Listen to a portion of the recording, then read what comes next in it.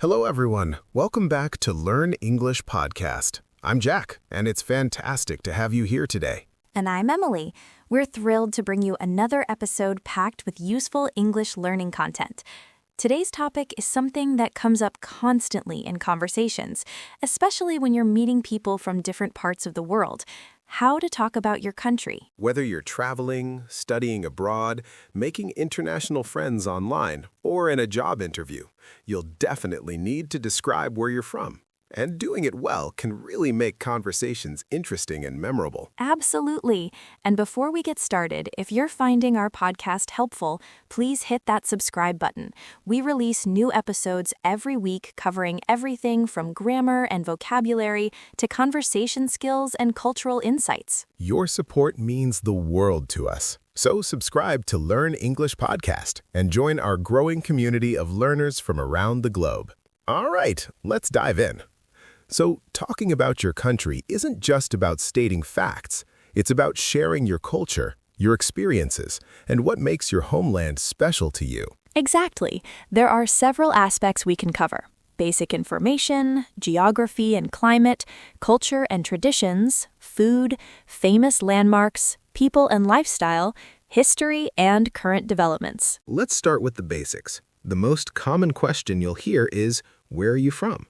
This is your opening to talk about your country. A simple answer would be, I'm from Japan, or I come from Brazil, but you can make it more interesting by adding a bit more detail right away. For example, I'm from Thailand, a country in Southeast Asia known for its beautiful beaches and delicious street food. This immediately gives the listener something to connect with. Or, I come from Argentina, which is in South America. We're famous for tango, football, and amazing beef. See how that's more engaging than just naming the country? Now, let's talk about describing your country's location and geography. This helps people visualize where your country is and understand its physical characteristics. You might say, my country is located in West Africa, or we're an island nation in the Caribbean, or my country is in Central Europe, bordered by Germany, Austria, and Poland. For geography, you can mention, my country is mostly mountainous, or we have a long coastline along the Mediterranean Sea, or it's a landlocked country surrounded by mountains. Don't forget to mention notable geographical features. We have the Amazon rainforest, or the Himalayas run through the northern part of my country, or we're home to the Sahara Desert. Climate is another important aspect. You might say, we have a tropical climate, so it's hot and humid year-round.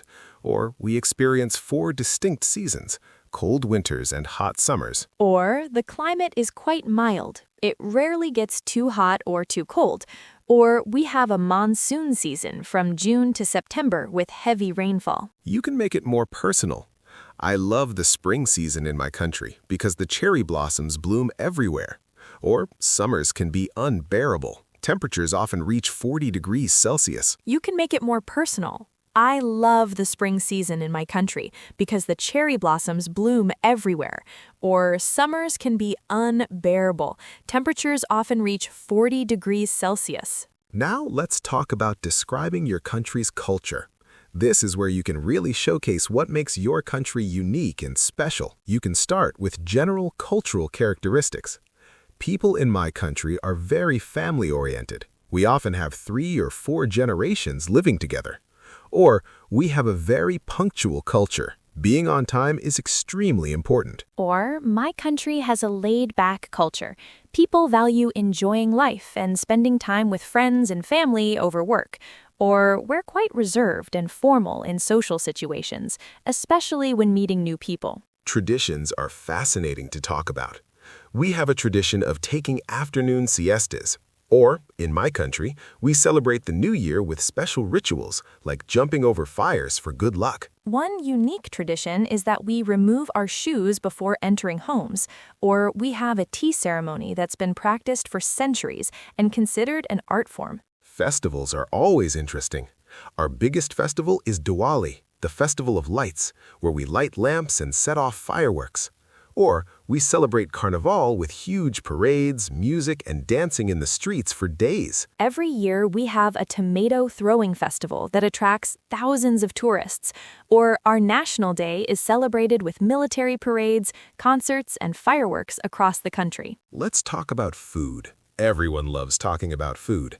This is often the most engaging part of describing your country. You can start with, the cuisine in my country is known for being very spicy, or we're famous for our seafood dishes since we're surrounded by ocean. Describe specific dishes. Our national dish is paella, which is rice with seafood, chicken, and vegetables.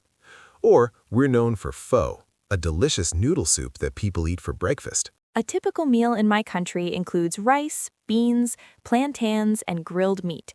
Or bread is a staple. We eat it with every meal, and there are hundreds of varieties. Make it personal. My favorite local dish is kimchi jjigae. It's a spicy stew that's perfect on cold days. Or nothing beats the street food in my country. Grilled meat skewers, fresh fruit, and sweet desserts. You can also mention food culture. In my country, meals are a social event. Dinner can last for hours with lots of conversation. Or we have a strong coffee culture. People meet at cafes multiple times a day. Now let's talk about famous landmarks and attractions. These are great conversation starters because they often lead to travel recommendations. You might say, the most famous landmark in my country is the Eiffel Tower, which attracts millions of visitors every year. Or we have ancient temples that are over 1,000 years old. One must-see place is our national park, which has incredible wildlife, including elephants, lions, and rhinos. Or our capital city is known for its modern architecture and impressive skyline. Be specific with examples. The Great Wall is one of our most iconic sites. It stretches for thousands of kilometers.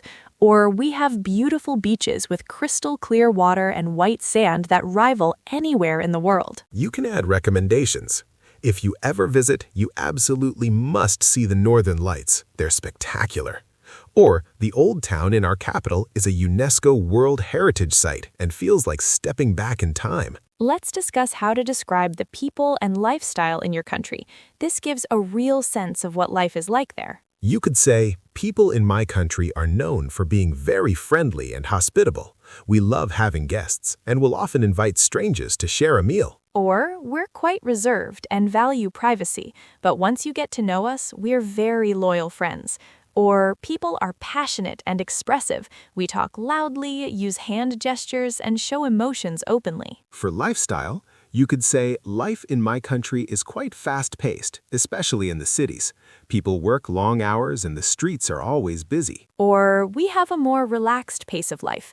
People prioritize work-life balance and spending time outdoors.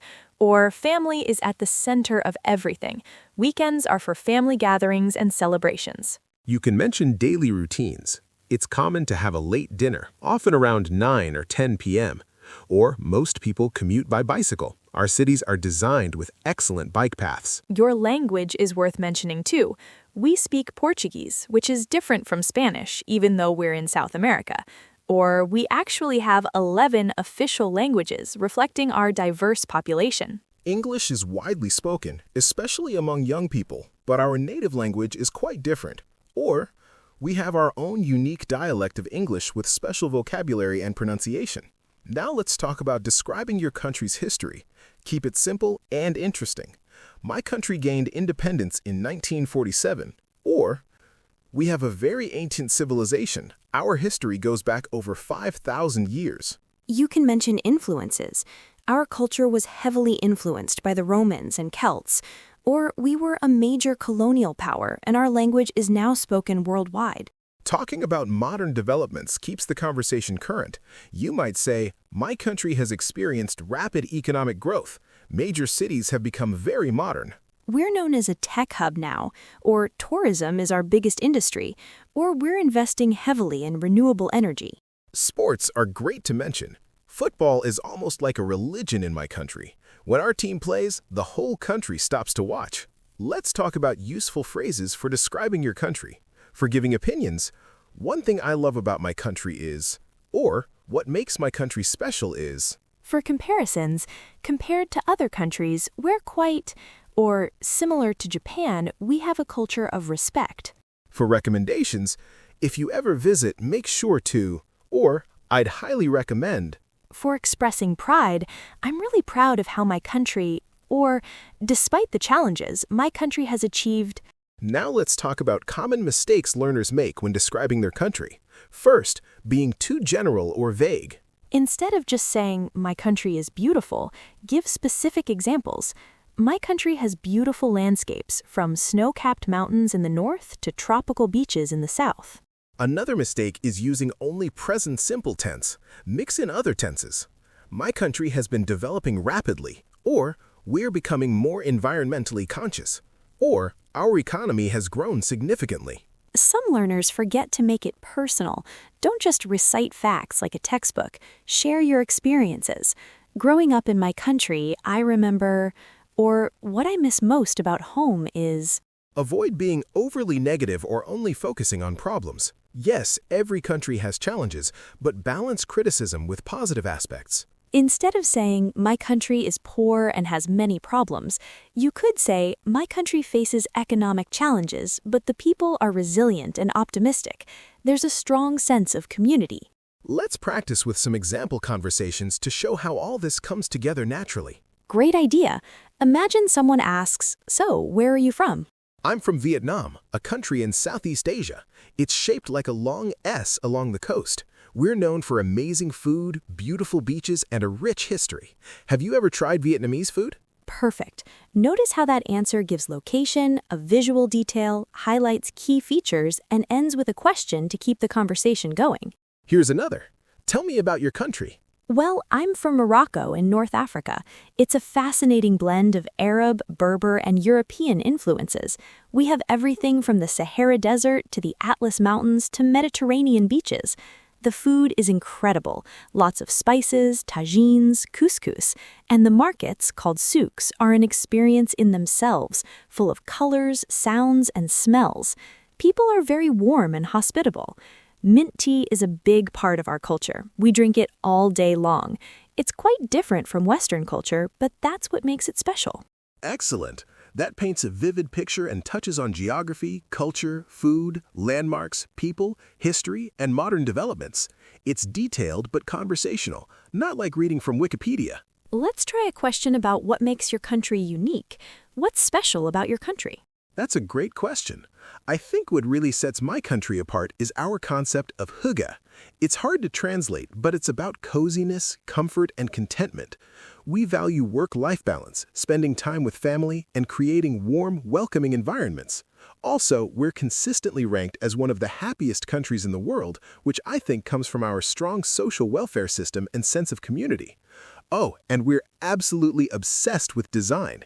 Clean, minimalist, functional design is everywhere, from our furniture to our architecture. Beautiful answer.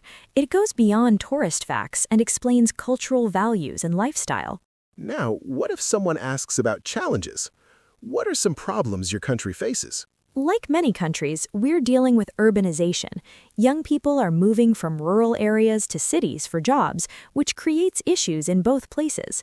The cities are overcrowded with traffic and pollution, while rural areas are losing population. We're also working on improving gender equality. It's gotten better, but there's still progress to be made. Climate change is affecting our agriculture too, with more unpredictable weather patterns. But I'm hopeful because there's a lot of innovation happening, especially with young people starting businesses and social enterprises to address these issues. That's honest but balanced. It acknowledges real issues while remaining positive about solutions and progress. If you're not sure about specific facts, it's better to be honest. You can say, I'm not sure of the exact number, but I believe, or I'd have to look that up, but generally speaking. Regional differences are worth mentioning too. My country is quite diverse. The north is more industrial, while the south is more agricultural. Even the dialects are different. Here are useful vocabulary words: cosmopolitan, diverse, vibrant, picturesque, breathtaking, bustling, tranquil for places. For culture, traditional, hospitable, welcoming, reserved, expressive. For development, emerging, modernizing, technologically advanced. Use descriptive language. Instead of my country is nice, say my country is stunning or breathtaking. Let's talk about expressing pride without sounding arrogant. Say, I'm really proud of my country's achievements in, rather than my country is the best at. And acknowledge both strengths and weaknesses. While we're not perfect, I think my country has made impressive progress in. In different contexts, adjust your approach. In job interviews, focus on professionally relevant aspects. In casual settings, be more colorful and personal about food, traditions, and experiences. The key is reading the situation and adjusting your level of detail accordingly. We've covered so much today, from basic descriptions to geography, culture, food, landmarks, people, history, modern developments, useful phrases, and how to adapt your description to different contexts. The most important thing is to practice. Think about how you'd describe your country and actually say it out loud. Record yourself and listen back. Write it down in a journal. And remember, talking about your country is a chance to share your unique perspective and culture with the world. Make it personal, make it interesting, and most importantly, be genuine.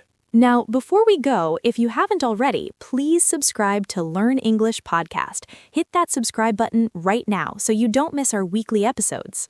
We're building an amazing community of English learners from all around the world, and we'd love for you to be part of it.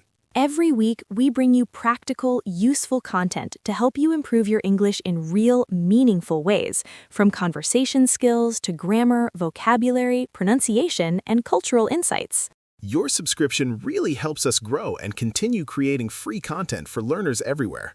So please, take a second and subscribe to Learn English Podcast. We also love hearing from you. Leave us a comment about your country. Where are you from? What makes it special? What's one thing everyone should know about your homeland?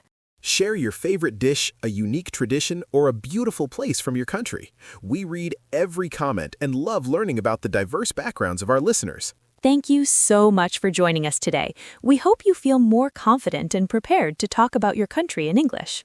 Remember, your country and your culture are part of what makes you unique. Be proud of where you're from and don't be shy about sharing it with others. Keep practicing, keep learning, and keep sharing your story with the world. Until next time, this is Learn English Podcast. Don't forget to subscribe. Happy learning, everyone. See you in the next episode.